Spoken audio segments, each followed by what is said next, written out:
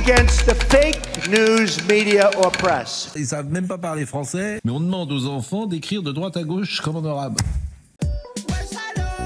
Quand vous parliez de monde parallèle, qu'on étudie la culture orientale, pourquoi pas, mais ils ont déjà du mal à écrire convenablement. Et on leur apprend par les jeunes dans l'école Wallah et Wesh. Dans un petit village de 1500 habitants dans le nord de la France, un parent d'élève découvre le cours de français de sa fille de 13 ans, intitulé « À la découverte des traces de la culture orientale sur notre culture française ». Dans ce cours, des exercices où il faut notamment écrire à l'envers ou encore trouver la définition de mots arabes. Il y a des langages qui sont prohibés à la maison, comme Wallah, Wesh, Shaitan. Et quand je vois aujourd'hui que l'éducation, donc l'endroit où on confie nos enfants pour les élever, on leur apprend ces mots-là, moi ça me met dans une situation désastreuse. Déjà qu'ils apprennent à écrire correctement à l'endroit et sans faute. Selon le ministère de l'Éducation, ce cours est bien au programme et permet aux élèves de découvrir les aspects culturels d'une langue vivante étrangère. La langue maternelle n'est pas le français et donc l'école devrait en faire 15 fois plus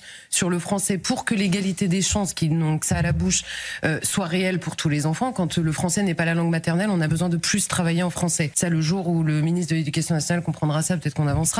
Ça n'est pas du français. Et on nous explique à l'inverse que c'est l'introduction de la culture orientale. Mais l'insulte faite à la culture orientale que de nous expliquer qu'on va apprendre à écrire le français à l'envers, ça ne sert à rien. Ça ne sert à rien. C'est un apprentissage qui ne sert à rien, vraiment.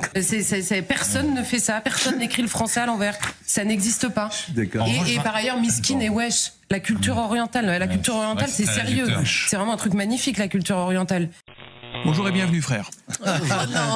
Vous êtes docteur en sciences du langage à la Sorbonne. Vous avez consacré votre thèse au langage des jeunes et créé l'association Néolect qui recense justement ces nouveaux mots. Il n'y a pas de langage des jeunes ou de langue des jeunes. Ça donnerait un peu l'impression que les jeunes parlent une langue différente, alors qu'en fait, c'est tout simplement du français. Bon, j'imagine, Rémi Soulet, que vous êtes un amoureux de la langue française, on est d'accord? Absolument. Bon, et pourtant, vous nous dites, à nous, parents, grands-parents, profs, réjouissez-vous quand vous entendez vos enfants, vos petits-enfants, vos élèves dire wesh. On peut être amoureux de la langue française et aimer wesh, enfin, je comprends pas bien le... C'est même le contraire qui serait plutôt compliqué.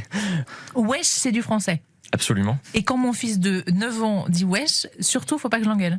Mais oui, tout à fait. Mais ça veut dire quoi d'ailleurs, wesh, juste pour qu'on le sache tous là, parce que... Alors wesh, c'est un mot qui est pas si facile à définir, parce que c'est un mot qui est assez polyvalent. Contexte, t'as capté, il change de signification. Qui peut vraiment s'adapter en fonction du contexte. Et les adolescents eux-mêmes ont parfois du mal à le définir. Une interjection de salutation, voilà, synonyme de bonjour, quelque chose comme ça. Ça peut aussi permettre de demander comment tu vas.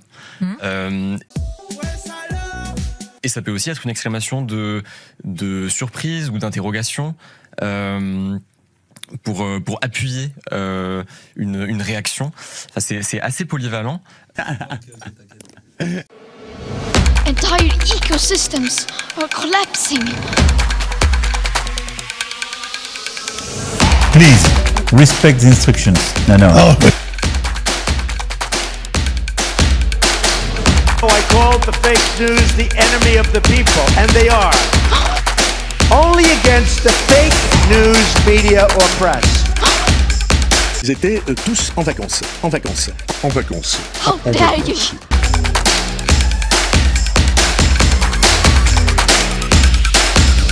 We are in the beginning of a mass extinction.